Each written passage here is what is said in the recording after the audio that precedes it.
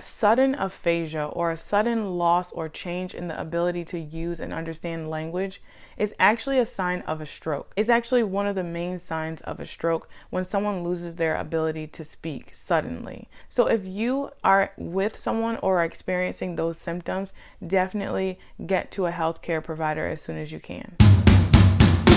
What's up, guys? My name is Destiny and I'm a licensed speech language pathologist, which is also known as an SLP. I typically take videos on the internet and analyze them and give my perspective as an SLP as to what's going on in the video. Today, we're going to be talking about Bruce Willis. He was recently diagnosed with this rare form of dementia, which is called frontotemporal dementia. And one of the key components of that disease is actually a language disorder, which is known as aphasia. So I am not a neurologist, but I am a speech pathologist. So I wanted to talk about the diagnosis of aphasia that comes along with that FTD diagnosis. So what is aphasia? Aphasia is an acquired disease that happens after you have already developed language. So typically adults who have had some sort of injury to the brain develop an aphasia. There are many different types and they all depend on where the injury occurred in the brain. The injury could be a stroke, it could be an infection, it could also be an injury like a traumatic brain injury or a head trauma. In Bruce Willis's case, it's actually a symptom of a deteriorating disease like dementia. So we're going to talk about the different types of aphasia, and I'll give some brief examples in video to show you exactly what I'm talking about. So the first type of aphasia that I want to talk about is called Wernicke's aphasia. Wernicke's aphasia is often known as fluent aphasia because the patient is often able to continuously speak fluently despite not really having any understanding of what you're asking them or what they're saying. So let's take a look at this patient. Hi Byron, how are you? I'm happy. Are you pretty? You look good. What are you doing today? We stayed with the water over here at the moment and talk with the people for them over there. They're diving for them at the moment. They'll save in the moment. He'll have water very soon for him.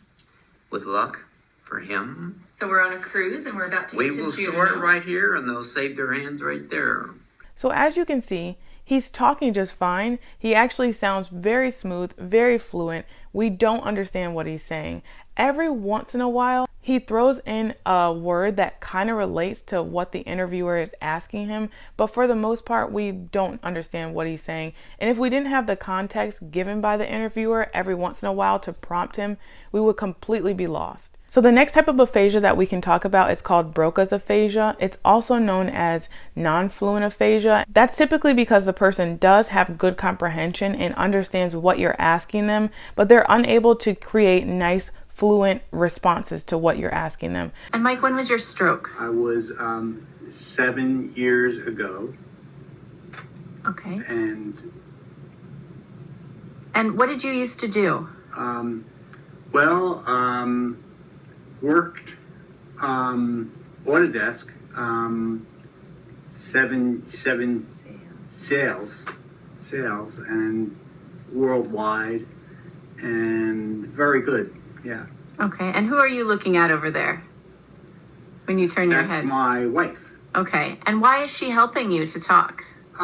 She's a speech. So with this person, you can see that it's much less fluent than the first video that we saw. However, he definitely has an understanding of what the interviewer is asking him. He's working really hard to answer the question, and he almost always answers in one word, maybe two words. So there are a few other types of aphasia, but I can't address them all in this video. The next one I'm going to talk about kind of is a combination of both Wernicke's and Broca's, in the sense that the person really can't understand very well and also is not speaking very well. This one is called global aphasia, and you can kind of understand why. It is globally affecting the person's language ability. So let's take a look at that video. What's your name? Do you know? Jean? Gene? Jean. Yeah. Yeah. What's my name? What's whose name? My name. Hard to get more. Yeah. Amanda. Yeah. Yeah.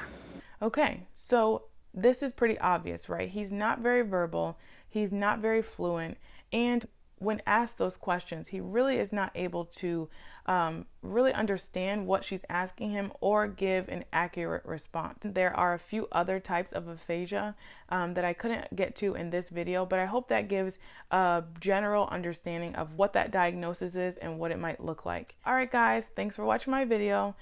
As always, like it if you enjoyed it, subscribe to the channel because it helps us out, and I'll see you guys in the next one.